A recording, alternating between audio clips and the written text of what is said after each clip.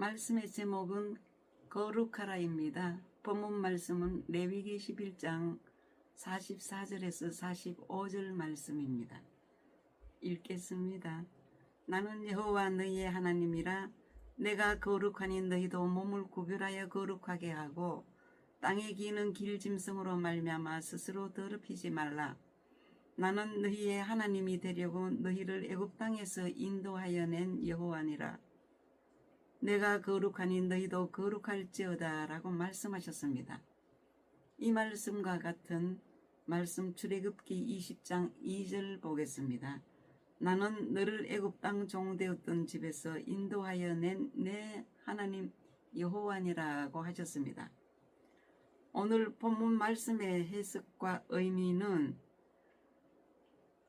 첫 번째, 하나님은 거룩하신 분이시라고 하셨습니다. 하나님은 완전히 구별되고 죄와 부정으로부터 떨어져 계신 분이십니다. 따라서 하나님과 관계를 맺는 백성도 그분의 성품을 닮아 거룩하게 살아야 합니다. 그 다음 거룩함은 구별됨입니다. 이스라엘 백성은 다른 민족과 달리 하나님의 백성으로 구별되었습니다. 그래서 음식 규례도 정한 것과 부정한 것, 생활 방식, 예배 방식 등을 통해 하나님께 속한 백성임을 드러내도록 하신 것입니다. 그 다음 스스로 깨끗하게 하라입니다. 거룩은 하나님이 주시는 은혜이지만 동시에 백성이 지켜야 할 책임이 있습니다. 하나님이 싫어하시는 부정, 우상, 숭배, 죄 행위로 자신을 더럽히지 말고 의식과 삶 속에서 하나님께 합당한 태도를 가져야 한다는 뜻입니다. 그 다음 출애굽의 목적입니다.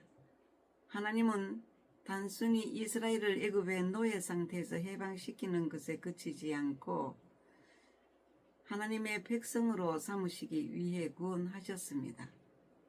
따라서 이스라엘은 자유를 얻는 백성으로서 마음대로 사는 것이 아니라 하나님의 뜻에 따라 거룩하게 사는 삶을 살아야 했습니다. 정리를 해보면 레위기 11장 44절에서 45절은 하나님이 거룩하시니 그분의 백성도 세상과 구별되어 거룩하게 살아야 한다는 명령입니다. 이는 단순히 음식 규례에 그치지 않고 삶 전체가 하나님께 속했음을 드러내는 삶을 강조하는 말씀입니다. 거룩이라는 것은 생명, 영, 마음, 육체가 하나 되어 하나님 말씀에 100% 순종하는 것을 말합니다. 땅에 기는 부정한 길짐승으로 말미암는 것은 스스로 더럽히지 말라는 것입니다. 거룩이란 말의 원뜻은 히브리어로 카토시, 분리입니다. 세상 모든 제약된 부정한 것으로부터 분리된 상태가 곧 거룩한 상태입니다. 자신을 깨끗이 분리시키는 정결법을 잘 지켜야 합니다. 특히 레위기 쓰는 말입니다. 거룩은 종교적인 것이 아니라 일상생활에서 이루어져야 하는 것입니다. 종교란 땅의 인간들이 하늘의 것을 얻으려는 일체의 행위, 복받는 규정으로 만들어 놓고 종교 지도자들은 이 규정을 잘 지켜야 복이 내려온다고 합니다. 거룩한 삶이란 하나님의 현존, 즉 현재 살아있음을 의식하고 사는 것입니다. 거룩은 참 옳음입니다. 코람데오란 뜻이 있는데 이 뜻은 언제나 하나님 앞에서입니다. 언제나 우리가 하나님 앞에서의 모든 것을 하는 것으로 알아라는 뜻이죠. 우리는 믿음의 열정은 있는데 진리에 대해서는 무지합니다. 거룩의 개념은 하나님의 성품과 인격의 본질입니다. 레위기서는 율법 제사 구별 거룩의 책입니다. 왜 거룩해야만 되는 것은 레위기서의 제사법을 제대로 알면 거룩해집니다. 제사법은 하나님의 임재를 상징하는 성막법입니다. 성막은 세상과 구분되어 거룩한 공간이 될 수 있도록 하셨습니다. 하나님과 죄인된 백성 사이의 중보 역할을 수행하는 것입니다. 제사를 통해 죄와 분리될 수 있습니다. 창세기는 창조의 책입니다. 출애굽기는 구원의 책입니다. 레위기는 예배의 책, 거룩의 책입니다. 레위기의 거룩은 하나님께 나아가는 것과 하나님과 동행하는 삶으로 구성됩니다. 하나님께 나아가는 것은 제사 의식, 레위기 1장에서 10장이고요. 하나님과 동행하는 삶은 성결의식, 레위기 11장에서 27장입니다. 구약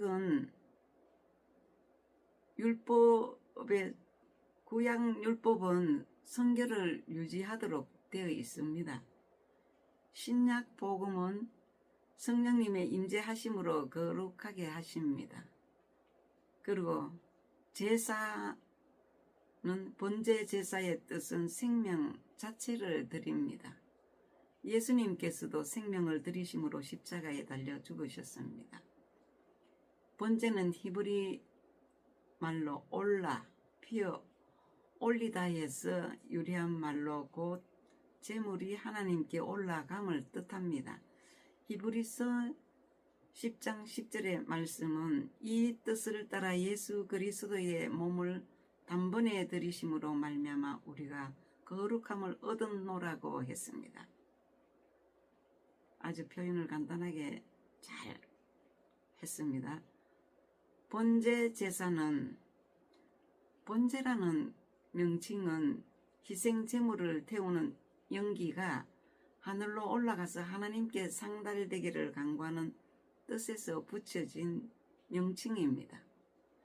그렇기 때문에 상징적 의미상 번제는 현 제자의 완전한 헌신 내지는 철저한 순종을 의미합니다. 결국 우리는 겟세마네 동산에서 피 흘려 죽기까지 하나님께 철저히 복종하며 자신의 몸을 산제물로 기꺼이 헌신하신 예수 그리스도의 대속적인 죽음에서 번제의 진정한 의미를 발견할 수 있습니다. 그 다음 제사는 거룩의 원형을 경험하는 것입니다. 거룩은 죄와 분리되는 것이며 죄는 분리의 결과이며 그 결과는 하나님의 임재하심과 백성의 성결입니다. 하나님의 임재로 거룩한 백성이 됩니다. 거룩해지기 때문에 이스라엘 백성들에게 거룩한 삶을 살아가기 위해서 하나님의 특별한 제사 제도가 명백하게 상세하게 기록되어 있습니다. 레위기 제사법은 하나님께서 모세를 통한 아담의 제사법입니다. 레위기에서 하나님께 드리는 제사에는 제사 목적에 따른 구분이 5종류의 제사가 있습니다. 번제, 소제, 화목제, 속죄제, 속건제가 있습니다. 그 첫 번째 번제의 규례는 일반적 죄사함 헌신입니다.